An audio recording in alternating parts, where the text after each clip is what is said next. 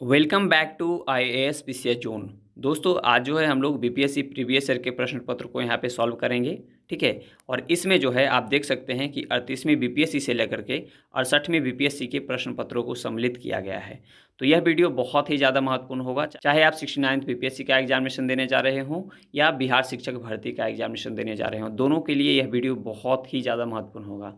दोस्तों आज जो है हम लोग इस वीडियो में बायोलॉजी को कवर करेंगे। ठीक है। इससे पहले हम लोगों ने मॉडर्न इंडिया को कवर कर लिया है इस बुक से, तो आप यदि उस वीडियो को नहीं देखें तो आप उसे भी ज़रूर देख लीजिए, जिसका लिंक डिस्क्रिप्शन में दे दिया गया है। दोस्तों मैं एक एक करके सारे इसमें जितने भी सब्जेक्ट दिए गए हैं सारे सब्जेक्ट को मैं कवर करा दूंगा। ठीक है। तो आप मेरे साथ बने रहिए और यदि चैनल पर पहली बार आए हैं तो चैनल को सब्सक्राइब कर दीजिएगा, ताकि मेरा वीडियो सबसे पहले आपके पास पहुंच सके।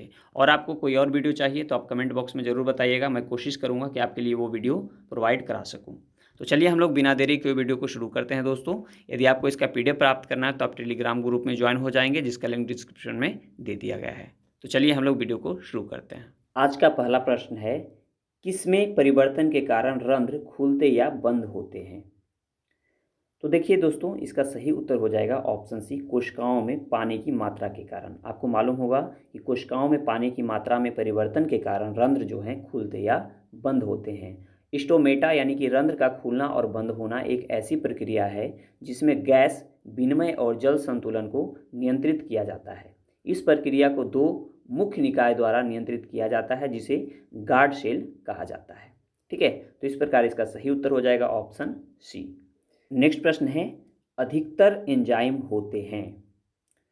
तो इसका राइट आंसर हो जाएगा ऑप्शन ए, प्रोटीन होते हैं। अधिकतर जो एंजाइम होते हैं वह प्रोटीन होते हैं। अधिकतर एंजाइम प्रोटीन होते हैं। अनेक जटिल प्रोटीन मेटाबॉलिक प्रक्रियाओं में एंजाइम का कार्य करते हैं। एंजाइम एक जैव उत्प्रेरक है जो शरीर में लगातार होने वाली जैव रासायनिक प्रक्रियाओं में सहायता करता है। नेक्स्ट प्रश्न की ओर बढ़ते हैं। नेक्स्ट प्रश्न है, कार्बोहाइड्रेट के अपघटनोपरांत अंतिम रूप से क्या बनता है? तो इसका राइट आंसर हो जाएगा ऑप्शन सी, ग्लूकोज। आपको मालूम होगा कि कार्बोहाइड्रेट ऊर्जा प्रदान करने वाले पदार्थों का वर्ग है। ये रासायनिक यौगिक होते हैं जिसमें कार्बन, हाइड्रोजन एवं ऑक्सीजन होते हैं। कार्बोहाइड्रेट कार्बनिक यौगिक होते हैं जो कि अपघटन के बाद ग्लूकोज में परिवर्तित हो जाते हैं और ग्लूकोज ऑक्सीजन के द्वारा ऑक्सीकृत होकर शरीर को ऊर्जा प्रदान करते हैं। कार्बोहाइड्रेट में कार्बन, हाइड्रोजन एवं ऑक्सीजन की मात्रा जो है 1:2:1 के अनुपात में होता है। बढ़ते हैं हम लोग अगले प्रश्न की ओर। अगला प्रश्न है, निम्नलिखित में से कौन सा क्लोरोप्लास्ट का एक लक्षण है जो उसे स्व प्रतिकृति के योग्य बनाता है? तो इसका राइट आंसर हो जाएगा दोस्तों ऑप्शन ए, DNA और RNA दोनों की उपस्थिति के कारण। आपको मालूम होगा कि DNA और RNA दोनों की उपस्थिति क्लोरोप्लास्ट का एक लक्षण है जो उसे स्व प्रतिकृति के योग्य बनाता है। क्लोरोप्लास्ट एक हरे रंग का प्लास्टिड है जो एक पौधे की कोशिका के अंदर मौजूद होता है। क्लोरोप्लास्ट एक दोहरी झिल्ली वाली संरचना है, तो इसलिए इसका सही उत्तर हो जाएगा ऑप्शन ए। नेक्स्ट प्रश्न की ओर बढ़ते हैं। नेक्स्ट प्रश्न है, लाइकेन में एक क्लोरोफिल युक्त पार्टनर एक साथ रहते हैं। तो इसका राइट आंसर क्या हो जाएगा? इसका राइट आंसर हो जाएगा ऑप्शन ए, शैवाल और कवक। आपको मालूम होगा कि लाइकेन में एक क्लोरोफिल युक्त पार्टनर शैवाल और कवक एक साथ रहते हैं।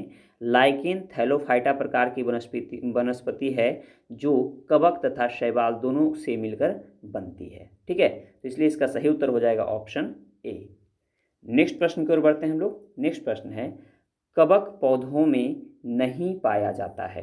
ठीक है, यानी कवक पौधों में नहीं पाया जाता है। तो इसका राइट आंसर क्या हो जाएगा? इसका राइट आंसर हो जाएगा ऑप्शन सी, पर्णहरित। आपको मालूम होगा कि कवक हरित लवक रहित संकेंद्रीय संवहन उत्तक रहित थैलाफाइटा है। कवक का अध्ययन जो है माइकोलॉजी कहलाता है। पर्णहरित विहीन होने के कारण कवक अपना भोजन स्वयं नहीं बनाता है, अतः ये क्या होते हैं? विविध पोषी होते हैं। ठीक है, इसका सही उत्तर हो जाएगा ऑप्शन सी। नेक्स्ट प्रश्न की ओर बढ़ते हैं। नेक्स्ट प्रश्न है, पाइन, फर, स्प्रूस, सेडार, लार्च एवं साइप्रस आदि मशहूर लकड़ी उत्पादक पौधों में से बहुत से भारत के पहाड़ी क्षेत्रों में भी पाए जाते हैं। ये सभी क्या कहलाते हैं? तो इसका राइट आंसर हो जाएगा ऑप्शन बी, अनावृत बीजी। क्या कहलाएंगे? अनावृत बीजी कहलाते हैं। पाइन, फर, स्प्रूस, सेडार, लार्च, ये सब जो हैं, साइप्रस, ये सब जो हैं अनावृत बीजी कहलाते हैं। नेक्स्ट प्रश्न है, लाल रक्त कणिका विहीन जंतु है, यानी लाल रक्त कणिका विहीन जंतु है, तो इसका राइट आंसर क्या हो जाएगा? इसका राइट आंसर हो जाएगा ऑप्शन बी, केंचुआ। आपको मालूम हुआ कि केंचुआ लाल रक्त कणिका विहीन जंतु है। इसका जंतु वैज्ञानिक नाम जो है फेरिटीमा पोस्थुमा है। ठीक है, इसे आप याद रखिएगा। इसका वैज्ञानिक नाम क्या है केंचुआ का? इसका वैज्ञानिक नाम है फेरिटीमा पोस्थुमा। नेक्स्ट प्रश्न की ओर बढ़ते हैं हम लोग। नेक्स्ट प्रश्न है, पौधे का तना पौधे के सभी हिस्सों में भोजन वितरित करने में तथा डैश में भी मदद करता है। तो इसका राइट आंसर क्या हो जाएगा दोस्तों?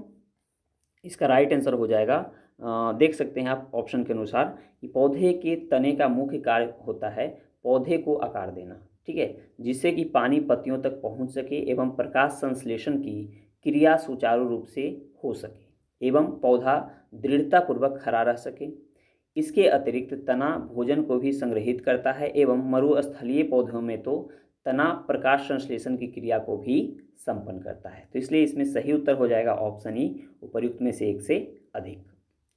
नेक्स्ट प्रश्न की ओर बढ़ते हैं हम लोग। नेक्स्ट प्रश्न है, निम्नलिखित में से कौन सा मेल नहीं है? ठीक है, यानी कि इसमें से कौन सा सही सुमेलित नहीं है? तो देख लीजिएगा, इसका सही उत्तर क्या होगा? इसका सही उत्तर हो जाएगा ऑप्शन बी। ठीक है, आधार के पास शाखाओं के साथ मोटा कठोर तना जो है पेड़ कहलाते हैं। देखिए ये गलत हो जाएगा, ये जो है क्या कहलाएंगे? झाड़ी कहलाएंगे। ठीक है, बादावा की पर्णवृत्त पत्ती को तने से जोड़ता है, यह सही है। कमजोर तना जो सीधा खड़ा नहीं हो सकता लता होता है, बिल्कुल सही है। तो ये दोनों सही है, लेकिन बी हमारा इसमें गलत था। तो सही उत्तर हो जाएगा ऑप्शन बी। नेक्स्ट प्रश्न की ओर बढ़ते हैं। नेक्स्ट प्रश्न है, सक्शन पुल के कारण पेड़ों में पानी बहुत ऊंचाई तक पहुंच जाता है, जिसका कारण क्या है? तो इसका राइट आंसर हो जाएगा ऑप्शन सी, बाष्पोत्सर्जन। ठीक है, यानी सक्शन पुल के कारण पेड़ों में पानी बहुत ऊंचाई तक पहुंच जाता है, जिसका कारण क्या है? बाष्पोत्सर्जन है। नेक्स्ट प्रश्न की ओर बढ़ते हैं। नेक्स्ट प्रश्न है, पौधे अपना पोषण तत्व मुख्यतः किससे प्राप्त करते हैं? तो इसका राइट आंसर हो जाएगा ऑप्शन डी, मृदा से। किससे प्राप्त करते हैं दोस्तों? मृदा से करते हैं।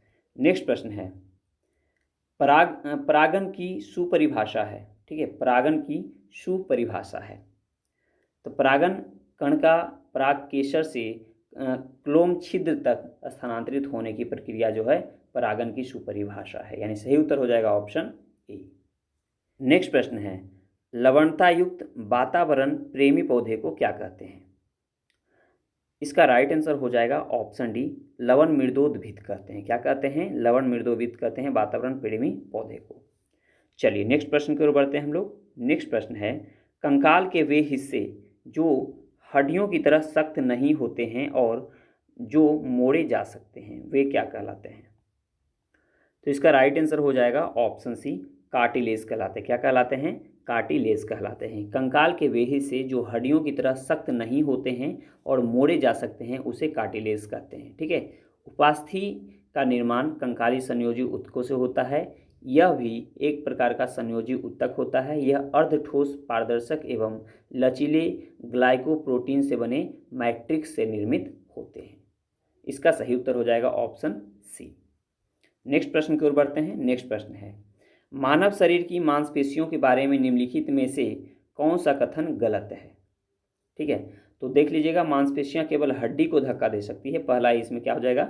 गलत हो जाएगा। मानव शरीर की मांसपेशियां मानव कंकाल तंत्र का हिस्सा है। मानव शरीर की मांसपेशियां त्वचा के नीचे होती है। संपूर्ण मानव शरीर में 500 से अधिक पेशियां होती है। मांसपेशियां जोड़े में काम करती है। सिकुड़ने पर मांसपेशियां छोटी, सख्त और मोटी हो जाती है। मांसपेशियां केवल हड्डी को धक्का दे सकती है, यह कथन क्या है? गलत है। तो सही उत्तर हो जाएगा, क्या हो जाएगा? Option A. नेक्स्ट प्रश्न की ओर बढ़ते हैं। नेक्स्ट प्रश्न है, बॉल बेरिंग का उपयोग स्थैतिक घर्षण को निम्नलिखित में से किस में परिवर्तित करने के लिए किया जाता है?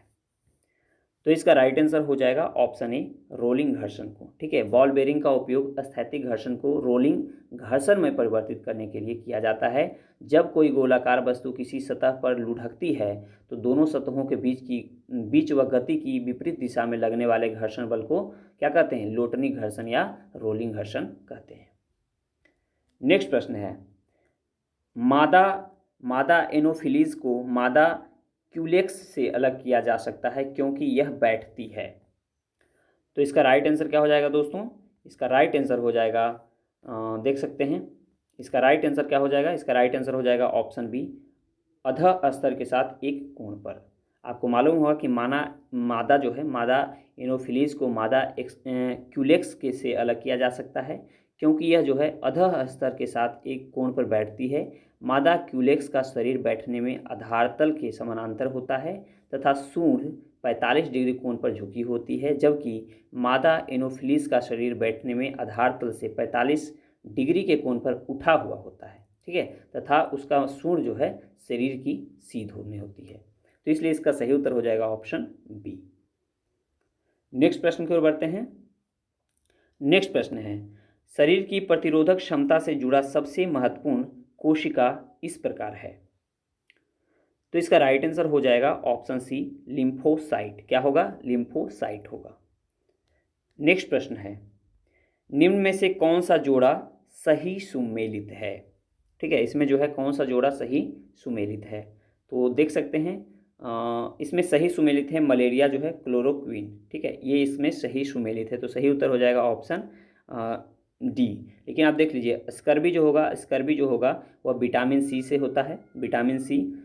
फिर देखिएगा ट्यूबरक्लोसिस, तो ट्यूबरक्लोसिस जो होता है उसमें बीसीजी होता है, और टीटनेस एटीएस। ठीक है, तो ये क्या हो जाएगा? इसमें ऑप्शन डी इसका सही होगा। नेक्स्ट प्रश्न को बढ़ते हैं। नेक्स्ट प्रश्न है, किस वैज्ञानिक चिकित्सक ने पहली बार टीकाकरण की शुरुआत की थी? तो इसका राइट आंसर क्या हो जाएगा दोस्तों? इसका राइट आंसर हो जाएगा ऑप्शन डी, एडवर्ड जेनर ने। टीका का खोज किसने किया था? देखिए, एडवर्ड जेनर ने पहली बार टीकाकरण की शुरुआत की थी। इन्हें प्रतिरक्षा विज्ञान का जनक भी कहा जाता है, जिन्होंने 1796 में, कब? 1796 ईस्वी में, 1796 में चेचक के टीके का आविष्कार किया था। नेक्स्ट प्रश्न है, पुस्तक द ओरिजिन ऑफ स्पीशीज किसने लिखी है? तो इसका राइट आंसर हो जाएगा ऑप्शन डी, डार्विन ने। किसने लिखी है दोस्तों? डार्विन ने लिखी है। ठीक है, दी ओरिजिन ऑफ स्पीशीज पुस्तक डार्विन ने लिखी है। डार्विन जो है, चार्ल्स डार्विन इंग्लैंड के जैव विकासविद थे। इनके द्वारा प्रस्तुत विकासवाद को डार्विनवाद या प्राकृतिक वर्ण यानी थ्योरी ऑफ नेचुरल सिलेक्शन कहते हैं। नेक्स्ट प्रश्न की ओर बढ़ते हैं। नेक्स्ट प्रश्न है, मानव तंत्र में इंसुलिन किसका चयापचय यानी मेटाबॉलिज्म नियंत्रित करता है? तो इसका राइट आंसर हो जाएगा दोस्तों ऑप्शन बी, कार्बोहाइड्रेट का। किसका करेगा? कार्बोहाइड्रेट का। नेक्स्ट प्रश्न है, निम्नलिखित में से एंटीबायोटिक है, इसमें से जो है कौन सा एंटीबायोटिक है?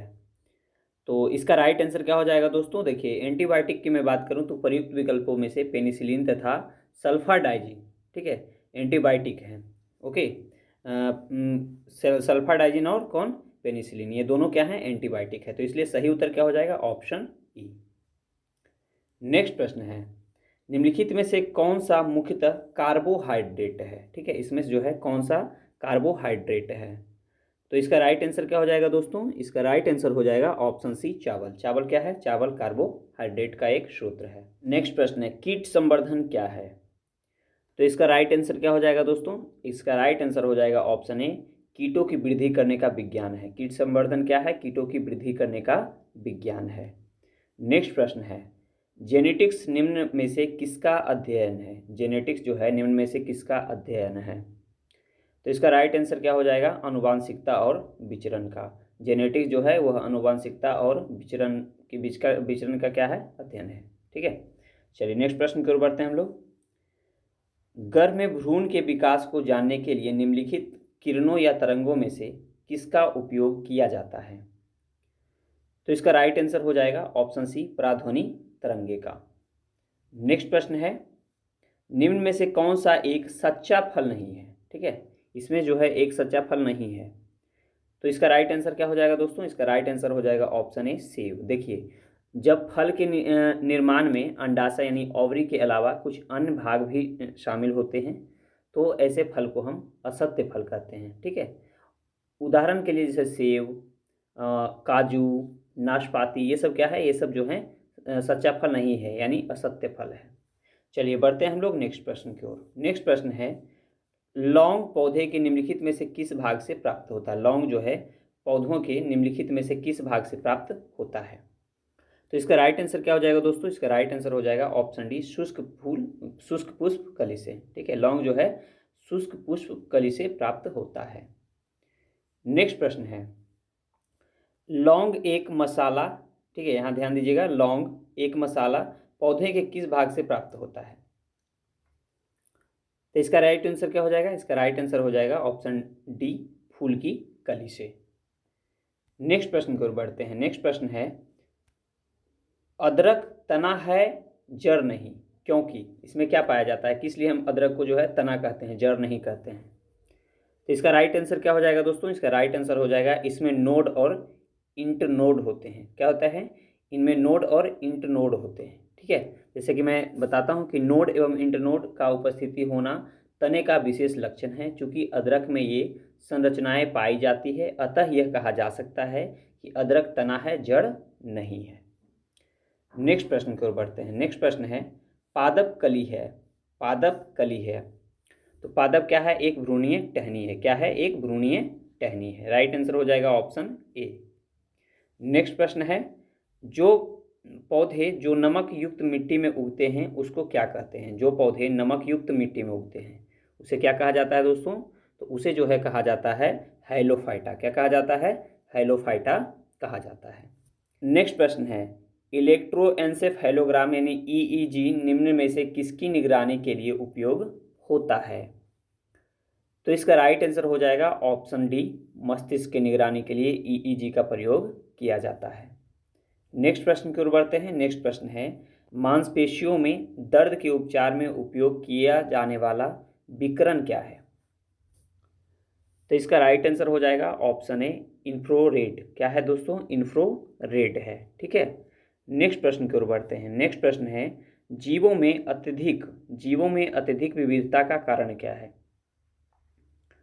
तो जीवों में अत्यधिक विविधता का कारण है उत्परिवर्तन। क्या है? उत्परिवर्तन।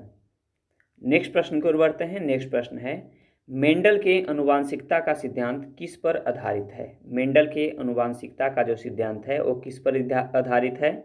तो इसका राइट आंसर क्या हो जाएगा दोस्तों? इसका राइट आंसर हो जाएगा ऑप्शन सी, लैंगिक जनन पर। ठीक है, सही उत्तर हो जाएगा ऑप्शन सी। नेक्स्ट प्रश्न है, डीएनए की खोज किसने की थी? तो इसका राइट आंसर क्या हो जाएगा दोस्तों? इसका राइट आंसर हो जाएगा ऑप्शन ई, उपर्युक्त में से कोई नहीं। देखिए लोग क्या कहेंगे जब आप पूछिएगा कि डीएनए की खोज किसने किया है तो बताएंगे जेम्स वाटसन और फ्रांसिस क्रिक। ये जो है एक गलत अवधारणा है। ठीक है ना, ये जो वैज्ञानिक हैं इन वैज्ञानिकों ने एक्सरे विश्लेषण द्वारा वर्ष 1953 में डीएनए का कुंडलीकार विन्यास प्रस्तुत किया था। ठीक है, वास्तव में डीएनए की पहचान सर्वप्रथम 1869 में, कब? 1869 में जो है 1869 में स्विस रसायन शास्त्री फ्रेडरिक मिश्चन, किसने? फ्रेडरिक मिश्चन ने की थी। फ्रेडरिक ने इसे न्यूक्लिन कहा था। ठीक है, तो इसलिए सही उत्तर क्या हो जाएगा? ऑप्शन ई, उपर्युक्त में से कोई नहीं। ये मत मार के आइएगा जेम्स वाटसन एवं फ्रांसिस क्रिक। ठीक है, चलिए बढ़ते हैं हम लोग अगले प्रश्न की ओर। नेक्स्ट प्रश्न है, जीव कोशिकाओं में अनुवांशिक लक्षणों के नियंत्रण में निम्नलिखित में से कौन सा उत्तरदायी है? तो इसका राइट आंसर हो जाएगा ऑप्शन डी, डीएनए। कौन सा उत्तरदायी होगा? डीएनए। नेक्स्ट प्रश्न की ओर बढ़ते हैं। नेक्स्ट प्रश्न है, यकृत एवं मांसपेशियों में ऊर्जा जमा होती है। ठीक है, तो वह कौन से फॉर्म में जमा होगा? तो इसका राइट आंसर हो जाएगा ऑप्शन डी, ग्लाइकोजेन के रूप में। नेक्स्ट प्रश्न की ओर बढ़ते हैं हम लोग। नेक्स्ट प्रश्न है, मानव शरीर में पानी जो है कितना प्रतिशत होता है? ठीक है, मानव शरीर में जो है जल कितना प्रतिशत होता है? तो इसका राइट आंसर क्या हो जाएगा दोस्तों? इसका राइट आंसर हो जाएगा, देखिएगा ऑप्शन के अनुसार इसका राइट आंसर हो जाना चाहिए लगभग 70%। ठीक है, ऑप्शन ए, लगभग 70% जो है मानव शरीर में पानी होता है। नेक्स्ट प्रश्न की ओर बढ़ते हैं। नेक्स्ट प्रश्न है, विटामिन जो रक्त के थक्के बनाने में प्रभावी होता है, वह कौन सा विटामिन है जो रक्त के थक्के बनाने में प्रभावी होता है? तो इसका राइट आंसर हो जाएगा ऑप्शन डी, विटामिन के। ठीक है, विटामिन के की कमी से जो है शरीर में खून का थक्का धीरे धीरे खून का जो थक्का यानी ब्लड क्लोटिंग जो है धीरे धीरे बनने की बीमारी होती है। ठीक है, चलिए नेक्स्ट प्रश्न की ओर बढ़ते हैं हम लोग। नेक्स्ट प्रश्न है, निम्नलिखित में से कौन सा विटामिन प्रति स्कंदन विषों के प्रति विष प्रतिकारक के रूप में प्रयोग किया जाता है? तो इसका राइट आंसर हो जाएगा ऑप्शन डी, विटामिन के। ठीक है, चलिए नेक्स्ट प्रश्न की ओर बढ़ते हैं हम लोग। नेक्स्ट प्रश्न है, निम्नलिखित में से किस विटामिन को अंगोकैल्सिफेरोल, ठीक है, अंगोकैल्सिफेरोल कहते हैं? तो इसका राइट आंसर क्या हो जाएगा दोस्तों? इसका राइट आंसर हो जाएगा ऑप्शन है विटामिन D2 को। किसको कहेंगे? विटामिन D2 को।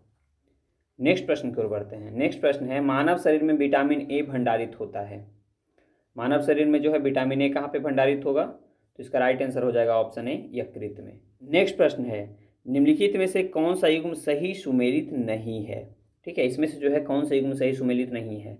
तो पहला है रेटिनॉल, उसके कमी से जो है जीरोफ्लैथीमिया होता है, बिल्कुल यह सही है।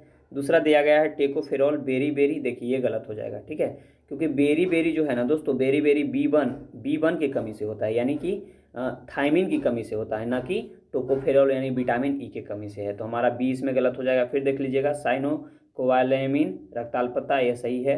आर्गोकैल्सिफेरॉल रिकेटस, यह भी सही है। तो सही उत्तर हो जाएगा ऑप्शन डी। नेक्स्ट प्रश्न है, निम्नलिखित में से किस युग्म जो है सही सुमेलित नहीं है? ठीक है, तो ए में दिया गया है संतरा विटामिन B1, देखिए यह सही है। देखिए विटामिन B1, संतरा में जो है ना दोस्तों विटामिन सी पाया जाता है, लेकिन अल्प मात्रा में विटामिन B1 भी पाया जाता है, तो यह तो पहला हमारा सही है। दूसरा है कॉड यकृत तेल, इसमें विटामिन डी, बिल्कुल यह भी सही है। फिर गेहूं अंकुरन तेल, इसमें विटामिन के ई, ये भी सही, ये भी सही है। फिर एल्फा, इसमें विटामिन के, ये भी सही है। ठीक है, तो प्रयुक्त में से सभी के सभी सही हैं। तो क्या हो जाएगा, यहाँ पूछा है कि कौन सही सुमेलित नहीं है, तो इसमें राइट आंसर क्या हो जाएगा? प्रयुक्त में से कोई नहीं, यानी ऑप्शन ई। नेक्स्ट प्रश्न की ओर बढ़ते हैं। नेक्स्ट प्रश्न है, जिस विटामिन में कोबाल्ट होता है वह कौन सा है? तो इसका राइट आंसर क्या हो जाएगा दोस्तों? इसका राइट आंसर हो जाएगा ऑप्शन डी, विटामिन B12 को जो है कोबाल्ट भी कहते हैं। नेक्स्ट प्रश्न की ओर बढ़ते हैं हम लोग। एक स्वस्थ वयस्क मनुष्य में रक्त का कुल परिमाप होता है, मतलब एक स्वस्थ जो व्यक्ति है उसमें कितने लीटर की खून होती है?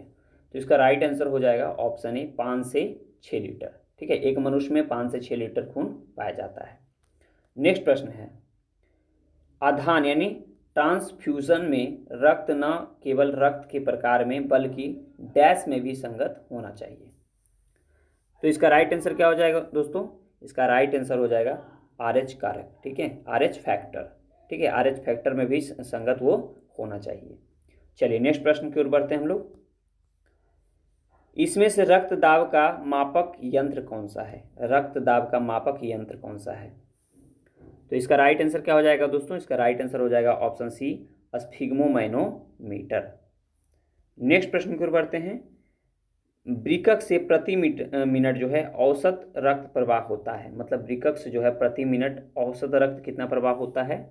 तो इसका राइट आंसर हो जाएगा 1200 सीसी। ठीक है, चलिए नेक्स्ट प्रश्न की ओर बढ़ते हैं हम लोग। इंसुलिन क्या है? इंसुलिन जो है वह क्या है? तो इंसुलिन क्या है? प्रोटीन है। सही उत्तर हो जाएगा ऑप्शन डी। नेक्स्ट प्रश्न की ओर बढ़ते हैं हम लोग। नेक्स्ट प्रश्न है, निम्नलिखित में से कौन सा हार्मोन है? ठीक है, इनमें से जो है कौन सा हार्मोन है? तो इसका राइट आंसर क्या हो जाएगा दोस्तों? राइट आंसर हो जाएगा ऑप्शन सी, इंसुलिन हो जाएगा। ठीक है, नेक्स्ट प्रश्न है, निम्नलिखित में से कौन सा हार्मोन जो है स्तन ग्रंथियों से दुग्ध का स्राव होने में भूमिका निभाता है? तो इसका राइट आंसर क्या हो जाएगा दोस्तों? इसका राइट आंसर हो जाएगा ऑप्शन डी, ऑक्सीटोसिन। ठीक है, नेक्स्ट प्रश्न की ओर बढ़ते हैं। निम्नलिखित में से किस हार्मोन्स में आयोडीन मिली होती है? आयोडीन मिली होती है। तो इसका राइट आंसर हो जाएगा ऑप्शन सी, थायरॉक्सिन में। ठीक है, थायरॉक्सिन में जो है आयोडीन मिली होती है। नेक्स्ट प्रश्न की ओर बढ़ते हैं। प्रकाश संश्लेषण होता है। ठीक है, प्रकाश संश्लेषण होता है। तो इसका राइट आंसर क्या हो जाएगा? इसका राइट आंसर हो जाएगा क्लोरोप्लास्ट में। प्रकाश संश्लेषण कहाँ होगा? क्लोरोप्लास्ट में। नेक्स्ट प्रश्न की ओर बढ़ते हैं। नेक्स्ट प्रश्न है, प्रकाश संश्लेषण का उपोत्पाद हैं, प्रकाश संश्लेषण का उपोत्पाद हैं। तो उपोत्पाद कौन होगा? ऑक्सीजन यानी O2 होगा। चलिए नेक्स्ट प्रश्न की ओर बढ़ते हैं हम लोग। सौर ऊर्जा एटीपी में बदलती है, ठीक है, सौर ऊर्जा जो है एटीपी में बदलती है, तो इसका राइट आंसर हो जाएगा क्लोरोप्लास्ट में से, ठीक है। एटीपी में कहाँ बदलेगी सौर ऊर्जा? क्लोरोप्लास्ट में। नेक्स्ट प्रश्न की ओर बढ़ते हैं। भ्रूण किसमें मिलता है? भ्रूण जो है किसमें मिलता है? तो इसका राइट आंसर क्या हो जाएगा दोस्तों? इसका राइट आंसर हो जाएगा बीज में, ठीक है। नेक्स्ट प्रश्न है, निम्नलिखित में से कौन प्रतिजैविक औषधि है? ठीक है, इसमें जो है प्रतिजैविक औषधि कौन कौन सा है? तो इसका सही उत्तर क्या हो जाएगा दोस्तों? इसका सही उत्तर हो जाएगा ऑप्शन ई, उपर्युक्त में से एक से अधिक, ठीक है। क्योंकि इसमें जो देख सकते हैं आप कि क्लोरोरैम्फेनिकॉल जो है एक प्रतिजैविक औषधि है, ठीक है। क्लोरोरैम्फेनिकॉल, फिर सल्फागुआनिडीन भी एक क्या है? यह जो है एक प्रतिजैविक औषधि है। तो इसलिए सही उत्तर क्या हो जाएगा दोस्तों? इसका सही उत्तर हो जाएगा ऑप्शन ई, उपर्युक्त में से एक से अधिक। नेक्स्ट प्रश्न की ओर बढ़ते हैं हम लोग। टाइफाइड तथा कॉलरा विशिष्ट उदाहरण है। टाइफाइड और कॉलरा जो है किसका विशिष्ट उदाहरण है? तो इसका राइट आंसर हो जाएगा जलजन्य रोगों का, ठीक है। ऑप्शन सी इसका राइट आंसर होगा।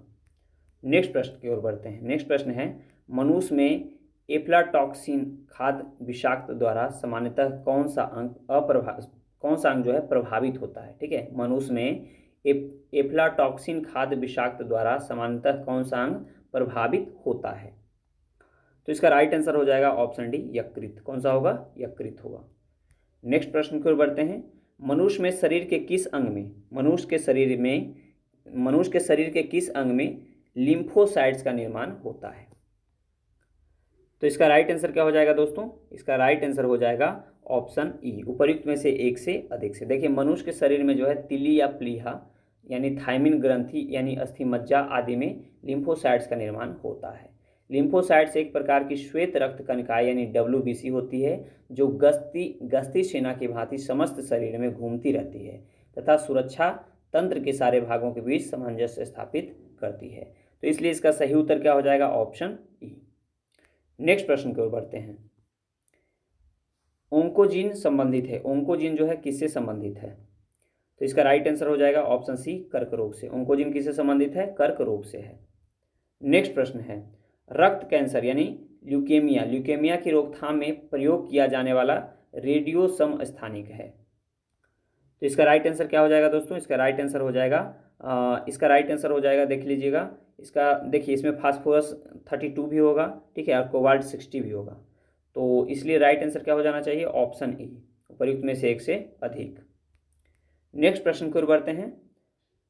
सहज प्रणाली का परिवर्धन निम्नलिखित में से कौन सा है? ठीक है, सहज प्रणाली का परिवर्धन निम्नलिखित में से कौन सा है? तो इसका राइट आंसर हो जाएगा ऑप्शन सी, प्रणाली की स्वपोषी क्रिया। कौन सा होगा? प्रणाली की स्वपोषी क्रिया। नेक्स्ट प्रश्न की ओर बढ़ते हैं। शरीर का तापमान नियंत्रित करता है, शरीर का जो तापमान है उसे कौन नियंत्रित करता है? तो वह करता है हाइपोथैलेमस। नेक्स्ट प्रश्न की ओर बढ़ते हैं। शरीर का तापमान तो हो गया था, यहाँ देखिए शरीर का तापमान नियंत्रित करता है कौन? हाइपोथैलेमस, ठीक है। नेक्स्ट प्रश्न की ओर चलते हैं। DNA को किसने अंतःपात्र में बनाया था? तो इसका राइट आंसर क्या हो जाएगा दोस्तों? इसका राइट आंसर हो जाएगा, देख लीजिएगा ऑप्शन के अनुसार,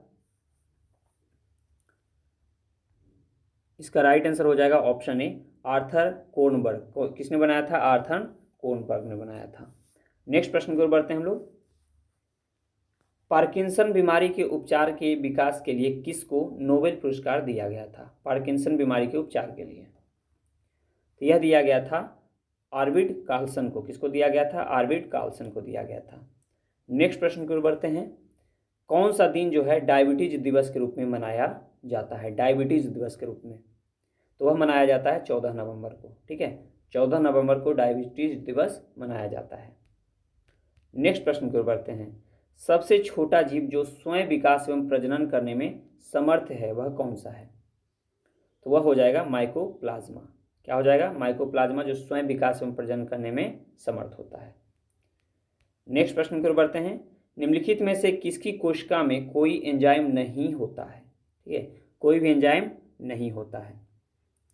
तो इसका राइट आंसर क्या हो जाएगा दोस्तों? इसका राइट आंसर हो जाएगा ऑप्शन बी, विषाणु यानी वायरस। नेक्स्ट प्रश्न की ओर बढ़ते हैं। बिल तथा मेलिंडा गेट्स फाउंडेशन द्वारा स्थापित भारत के लिए कार्यक्रम आह्वान किसके प्रतिरोध के लिए कार्यरत है? आह्वान किसके लिए है? तो इसका राइट आंसर हो जाएगा ऑप्शन सी, HIV यानी एड्स के लिए। ठीक है, आह्वान कार्यक्रम। नेक्स्ट प्रश्न की ओर चलते हैं। सर्वप्रथम मानव हृदय प्रत्यारोपण हुआ था। सर्वप्रथम जो है मानव हृदय प्रत्यारोपण कहाँ पे हुआ था? तो वह हुआ था दक्षिण अफ्रीका में। ठीक है, नेक्स्ट प्रश्न की ओर चलते हैं। जीवाणु को खोज किसने की थी? जीवाणु की खोज जो है किसने की थी? तो जीवाणु की खोज जो है ल्यूवेनहुक ने किया था। ल्यूवेनहुक ने किया था। नेक्स्ट प्रश्न है बायोडिग्रेडेबल अपशिष्ट को आमतौर पर जिसकी मदद से उपयोगी पदार्थ में बदला जा सकता है वह कौन सा है? तो इसका राइट आंसर हो जाएगा ऑप्शन ए, बैक्टीरिया। ठीक है, चलिए नेक्स्ट प्रश्न की ओर बढ़ते हैं हम लोग। कणीय तत्व क्या है? कणीय जो तत्व है वह क्या है? तो कणीय तत्व जो है दोस्तों वह वायु प्रदूषक है। क्या है? वायु प्रदूषक है। नेक्स्ट प्रश्न की ओर चलते हैं। संवहनी यानी कि वैस्कुलर, ठीक है, संवहनी यानी वैस्कुलर पौधों में पानी ऊपर किससे जाता है? ठीक है, यानी संवहनीय पौधे में जो है पानी ऊपर किससे जाता है? तो यह जाता है दोस्तों जाइलम टिश्यू के द्वारा। ठीक है, सही उत्तर हो जाएगा ऑप्शन डी। नेक्स्ट प्रश्न है, सेल्सियस स्केल पर मानव शरीर का तापमान कितना होता है? तो इसका राइट आंसर हो जाएगा option C, 36.9 degree Celsius. Next प्रश्न की ओर बढ़ते हैं।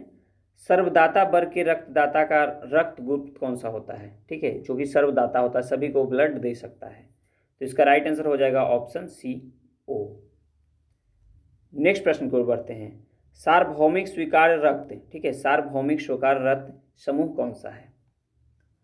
तो इसका राइट आंसर क्या हो जाएगा दोस्तों? इसका राइट आंसर हो जाएगा ऑप्शन सी, AB। AB जो है यह सभी से अपना ब्लड ले सकता है।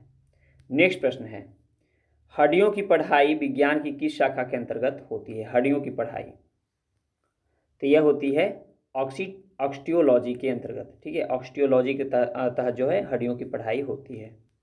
नेक्स्ट प्रश्न है, कशेरुक रज्जु में से कितनी जोड़ी तंत्रिकाएं निकलती है? कशेरुक रज्जु में से कितनी जोड़ी तंत्रिकाएं निकलती है? तो वह निकलती है 31 जोड़ी। कितनी जोड़ी? 31 जोड़ी। नेक्स्ट प्रश्न है, मनुष्य के जीवन काल में कितने दांत 2 बार विकसित होते हैं? तो इसका राइट आंसर हो जाएगा ऑप्शन सी, 20 दांत। कितने दांत हैं? 20 दांत। मनुष्य के जीवन काल में 20 दांत 2 बार विकसित होते हैं और 12 दांत जो है केवल 1 बार होते हैं। सही उत्तर हो जाएगा ऑप्शन सी। नेक्स्ट प्रश्न है, मनुष्य की खोपड़ी में कितनी अस्थियां होती है, यानी कितनी हड्डियां होती है? तो वह होती है 28। कितनी होती है? 28 होती है। नेक्स्ट प्रश्न है, मनुष्य के शरीर में पैर की हड्डी है, ठीक है, इसमें जो है कौन सी पैर की हड्डी है, मतलब कैसी होती है? तो इसका राइट आंसर क्या हो जाएगा दोस्तों? इसका राइट आंसर हो जाएगा ऑप्शन सी, ठोस होती है। ठीक है, यानी मनुष्य के शरीर में पैर की हड्डी कितनी कैसी होती है? ठोस होती है। नेक्स्ट प्रश्न की ओर बढ़ते हैं। 20 वर्ष की आयु में मानव शरीर में हड्डियों की संख्या होती है लगभग कितनी होती है? तो इसका राइट आंसर हो जाएगा उपर्युक्त में से कोई नहीं, क्योंकि 20 वर्ष में जो है ना मानव शरीर में हड्डियों की संख्या लगभग 206 होती है। ठीक है, 206 होती है, तो इसलिए सही उत्तर यहाँ पे हो जाएगा ऑप्शन डी। नेक्स्ट प्रश्न है, निम्नलिखित में से कौन सा मनुष्य में अवशेषी अंग नहीं है? ठीक है, इसमें से अवशेषी अंग नहीं है, तो वह हो जाएगा कौन सा? सामने वाला चपटे दांत यानी कृंतक। कृंतक जो है अवशेषी अंग नहीं है। चलिए नेक्स्ट प्रश्न पर बढ़ते हैं हम लोग। जैविक सिस्टम में रासायनिक क्रिया की प्रक्रिया को तेज करने में उत्तरदायी पदार्थ कौन सा है? तो इसका राइट आंसर हो जाएगा ऑप्शन सी, एंजाइम। कौन सा है? एंजाइम है। नेक्स्ट प्रश्न है, विटामिन जो खट्टे फलों में पाया जाता है तथा चर्म को स्वस्थ रखने में जरूरी होता है वह कौन सा है? तो इसका राइट आंसर हो जाएगा option C, vitamin C. Next प्रश्न है, दूध जो है किसका घटिया स्रोत है? दूध जो कि दूध में नहीं पाया जाता है, तो वह हो जाएगा विटामिन सी। विटामिन सी जो है दूध में नहीं पाया जाता है। नेक्स्ट प्रश्न है, विटामिन सी का रासायनिक नाम क्या है? विटामिन सी का रासायनिक नाम, तो विटामिन सी का रासायनिक नाम है एस्कॉर्बिक अम्ल। कौन सा है? एस्कॉर्बिक अम्ल है। नेक्स्ट प्रश्न है, इंसुलिन प्राप्त होता है, इंसुलिन जो है प्राप्त होता है, तो इंसुलिन प्राप्त कहाँ से होगा? डहेलिया की जड़ों से। ठीक है, इंसुलिन प्राप्त होगी डहेलिया की जड़ों से। नेक्स्ट प्रश्न की ओर बढ़ते हैं हम लोग। 80% से अधिक सेल में पाया जाने वाला पदार्थ कौन सा है? 80% से अधिक जो है सेल में यानी कोशिका में पाया जाने वाला पदार्थ कौन सा है? तो इसका राइट आंसर हो जाएगा ऑप्शन डी, जल।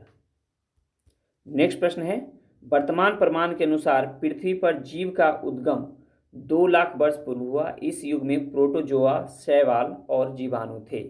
ठीक है, तो इसका राइट आंसर क्या हो जाएगा दोस्तों?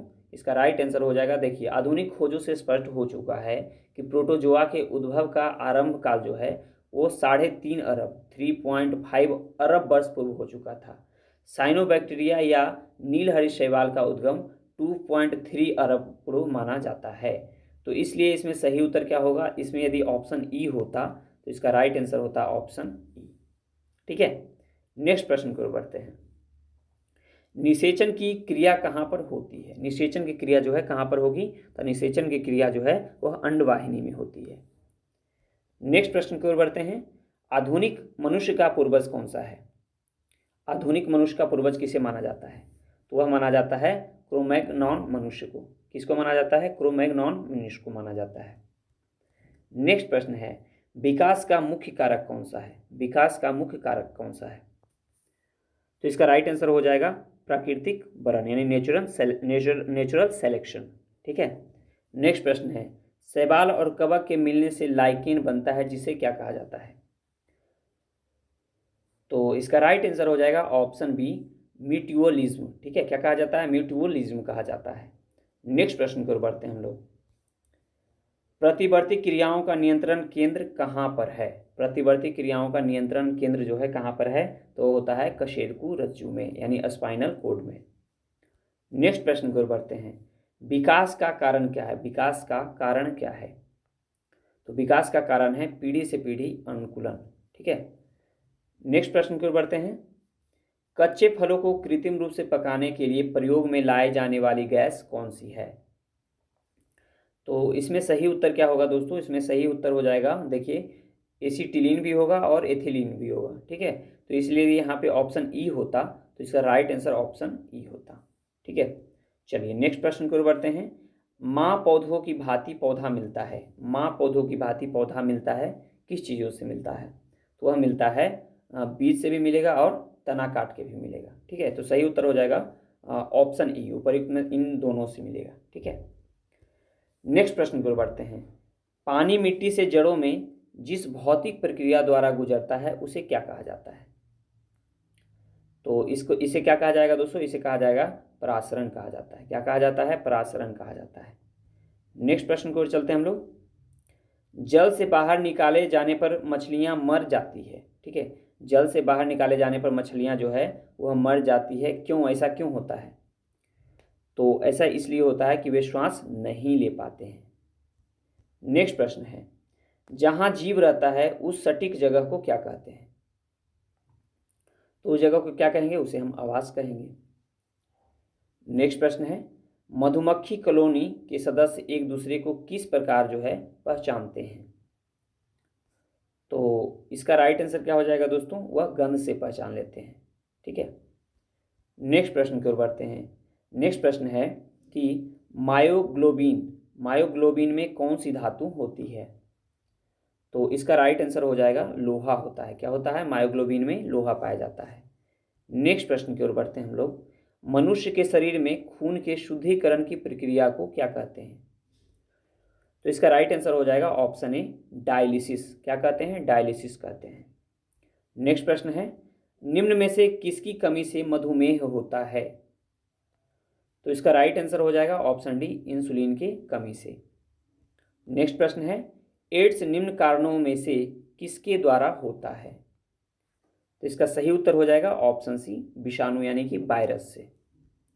नेक्स्ट प्रश्न है, HIV द्वारा होने वाला रोग कौन सा है? यानी HIV के द्वारा होने वाला रोग कौन सा है दोस्तों? तो ये इसका सही उत्तर हो जाएगा ऑप्शन डी, एड्स। कौन सा होगा? एड्स होता है। नेक्स्ट प्रश्न है, निमोनिया एक संक्रमण है। निमोनिया जो है एक संक्रमण है, तो वह है फेफड़ों का। किसका है? फेफड़ों का है। नेक्स्ट प्रश्न है, स्त्रियों की तुलना में पुरुष अधिक वर्णांता से पीड़ित हो सकते हैं, ऐसा क्यों? तो ऐसा इसलिए होता है कि उनमें केवल एक एक्स क्रोमोसोम होता है, इसलिए। ठीक है, सही उत्तर हो जाएगा ऑप्शन सी।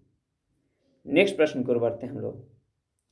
नेक्स्ट प्रश्न है, एस्पिरिन कहाँ से मिलती है? एस्पिरिन जो है कहाँ से मिलती है? तो एस्पिरिन जो है दोस्तों वह एक पेड़ से मिलता है। कहाँ से मिलता है? एक पेड़ से। तो सही उत्तर हो जाएगा ऑप्शन सी। नेक्स्ट प्रश्न को बढ़ते हैं हम लोग। नेक्स्ट प्रश्न है, गेहूं की खेती के लिए कौन सी उर्वरक का उपयोग करेंगे? गेहूं को खेती के लिए तो उसका किसका हम उपयोग करेंगे? नाइट्रोजन का करेंगे। सही उत्तर हो जाएगा ऑप्शन ए। नेक्स्ट प्रश्न है, पौधों एवं जड़ों का खाना तैयार करने की प्रक्रिया क्या कहलाती है? तो इसका राइट आंसर क्या हो जाएगा दोस्तों? इसका राइट आंसर हो जाएगा फोटोसिंथेसिस। क्या कहलाएगा? फोटोसिंथेसिस, यानी सही उत्तर हो जाएगा ऑप्शन डी। नेक्स्ट प्रश्न है, कीटभक्षी पौधे मिट्टी में किसकी कमी से उगते हैं? कीटभक्षी पौधे, तो इसका राइट आंसर हो जाएगा दोस्तों ऑप्शन सी, नाइट्रोजन की कमी से उगते हैं। ठीक है। नेक्स्ट प्रश्न है, जीवन चक्र की दृष्टि से पौधे का सबसे महत्वपूर्ण अंग कौन सा है? जीवन चक्र की दृष्टि से तो वह हो जाएगा पुष्प। ठीक है। नेक्स्ट प्रश्न है, पौधे का तना पौधे के सभी हिस्सों में भोजन वितरित करने में तथा डैश में भी मदद करता है। तो इसका राइट आंसर क्या हो जाएगा दोस्तों? इसका राइट आंसर हो जाएगा, देखिएगा ऑप्शन ई। ठीक है, ऊपर जैसे देख लीजिएगा, पौधों का तना पौधों के सभी हिस्सों में भोजन यानी पोषक तत्वों को जल के साथ वितरित करने तथा भोजन यानी पोषक तत्वों के भंडारण में मदद करता है। यह पौधों की पत्तियों, फूलों एवं फलों को सहारा देने के साथ पौधों का आकार देने में भी मुख्य भूमिका निभाता है। तो इसलिए सही उत्तर हो जाएगा ऑप्शन ई। नेक्स्ट प्रश्न की ओर बढ़ते हैं। सबसे लंबा जीवित वृक्ष कौन सा है? सबसे लंबा। ठीक है, तो इसका सही उत्तर हो जाएगा ऑप्शन बी, सिकोआ। कौन सा है? सिकोआ है। नेक्स्ट प्रश्न है, एस्पिरिन क्या है? एस्पिरिन जो है दोस्तों वह क्या है? तो इसका राइट आंसर क्या हो जाएगा? इसका राइट आंसर हो जाएगा एंटीपायरेटिक है। एस्पिरिन क्या है? एंटीपायरेटिक है। नेक्स्ट प्रश्न है, किस वनस्पति खाद में अधिकतम प्रोटीन होता है? तो वह होता है सोयाबीन में। किसके होता है? किस में होता है? सोयाबीन में होता है। नेक्स्ट प्रश्न है, तना काट आमतौर से किसके संवर्धन के लिए उपयोग किया जाता है? तना काट जो है आमतौर से किसके संवर्धन के लिए प्रयोग किया जाता है दोस्तों? तो वह किया जाता है गन्ना के लिए। ठीक है, सही उत्तर हो जाएगा ऑप्शन बी। नेक्स्ट प्रश्न है, संसार का सबसे बड़ा पुष्प कौन सा है? संसार का सबसे बड़ा पुष्प, तो इसका राइट आंसर हो जाएगा रैफलेशिया। कौन सा है? रैफलेशिया है। नेक्स्ट प्रश्न है, हरगोविंद खुराना को किस आविष्कार के लिए सम्मानित किया गया था? ठीक है, तो इसका राइट आंसर क्या हो जाएगा? इसका राइट आंसर हो जाएगा ऑप्शन बी, जीन के संश्लेषण के लिए। ठीक है, जीन के संश्लेषण के लिए हरगोविंद खुराना को जो है वह नोबेल मिला था। नेक्स्ट प्रश्न है, डॉक्टरों द्वारा एनेस्थीसिया के रूप में प्रयोग होने वाला हास्य गैस कौन सा है? तो इसका राइट आंसर हो जाएगा ऑप्शन सी, नाइट्रस ऑक्साइड। कौन सा होगा दोस्तों? नाइट्रस ऑक्साइड होगा। नेक्स्ट प्रश्न है, आर्कियोपेटेरिक्स क्या है? ठीक है, तो इसका राइट आंसर हो जाएगा ऑप्शन ए, जुरासिक युग का सर्वपुरातन पक्षी है। आर्कियोपेटेरिक्स क्या है? जुरासिक युग का सर्वपुरातन पक्षी है। नेक्स्ट प्रश्न की ओर बढ़ते हैं, डॉल्फिन वर्गीकरण किए जाते हैं। डॉल्फिन जो है वर्गीकृत किए जाते हैं। ठीक है, तो वह किए जाते हैं स्तनी में। किस में किए जाते हैं दोस्तों? स्तनी में किए जाते हैं। मत्स्य में मत कर दीजिएगा, स्तनी में होता है। चलिए नेक्स्ट प्रश्न की ओर बढ़ते हैं हम लोग। प्रति वर्ष 5 लाख भारतीय एक रोग से मरते हैं, इसकी पहचान करें। तो इसका पहचान क्या है? क्षय रोग। ठीक है, चलिए नेक्स्ट प्रश्न की ओर बढ़ते हैं हम लोग।